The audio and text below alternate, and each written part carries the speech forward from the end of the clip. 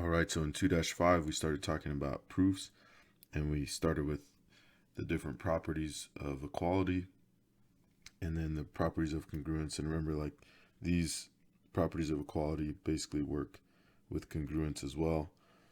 And so anyway, remember these properties, and the distributive property is another one. Okay. One thing too that we talked about in class a little bit is remember that in terms of equality and congruence, if you're talking about a figure, you use the congruent symbol. If you're talking about a numerical measure, you use the equality symbol, right? So here I use the congruent symbol. If I was talking about the measure of angle A, then that would be equal to the measure of angle A, right? So that would go in the equality. In that case, the reflexive property of equality, right? But I just want to note that that's the difference between the congruent symbol and the equal symbol. Congruent symbol, you're talking about figures or shapes, whereas the equal sign, you're talking about numerical values or numerical quantities. And then remember, so this is page 902 in the textbook, and this has all your postulates and theorems that you can put on your note cards. And so the properties, in addition to these postulates and theorems, are things that you can use as your reasons to the statements that you make in your proofs, right?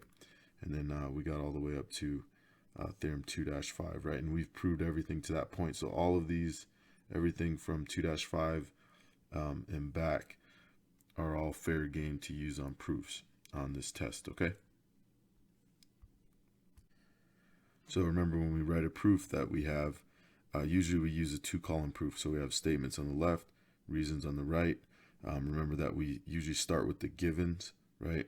So whatever you're given, that's usually what you're going to start with. And then you want to end up with whatever you're trying to prove, okay? All right.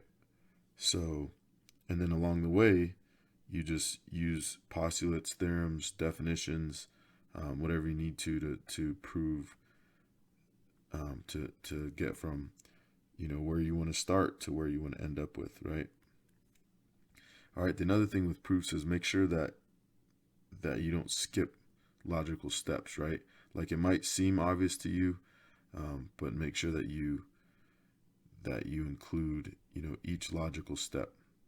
Okay.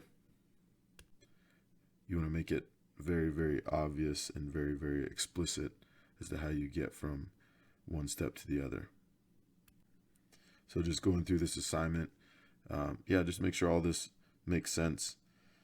And you all did really well on this assignment and seem to be clicking in class. So let me know if you have any questions on any of these things.